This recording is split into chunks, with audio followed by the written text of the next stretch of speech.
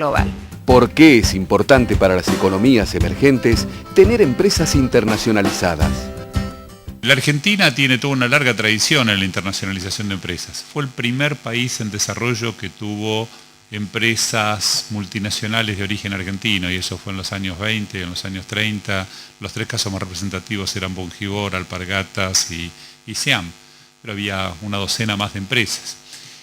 También en la década del 60 y el 70, en el propio modelo sustitutivo, había unas 100 empresas argentinas que operaban por todo el área latinoamericana en la forma más compleja de la internacionalización, que es hacerlo a través de la inversión extranjera directa. Y también en la década del 90, mediados de la década del 90, había una docena de casos interesantes sobre un centenar, que era el universo, en donde también claramente había capacidad de empresarios nacionales que trataban de internacionalizarse. ¿Y esto qué significa? Que en realidad la internacionalización es la última fase de un largo proceso evolutivo que primero arranca en el desarrollo de las capacidades y de los niveles de competencia dentro del escenario doméstico, y que después adquiere formas más complejas de internacionalización.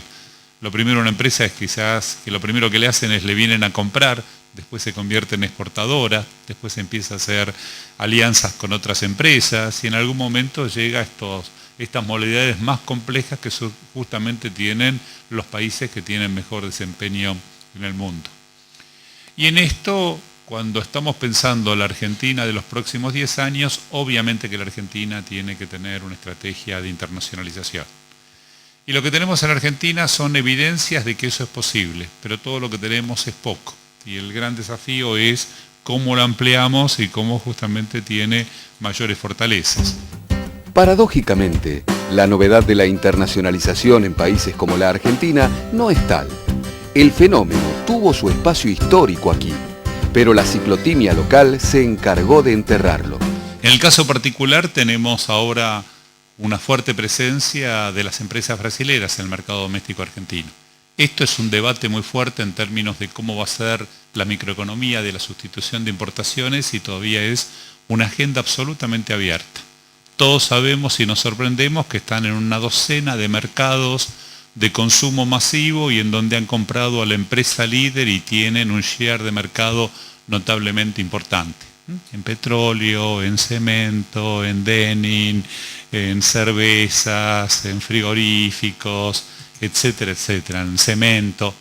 Acá la cuestión es, bueno, justamente vamos a tener ahora la microeconomía de la integración que queremos, que se van a generar mecanismos de complementación y especialización con las empresas que tienen en Brasil y que van a generar justamente una base de competitividad que nos van a permitir salir con total fortaleza para aprovechar integralmente los mercados domésticos, pero también para poder salir a terceros mercados. Bueno, esto no se hace solo y hay mucho terreno para recorrer.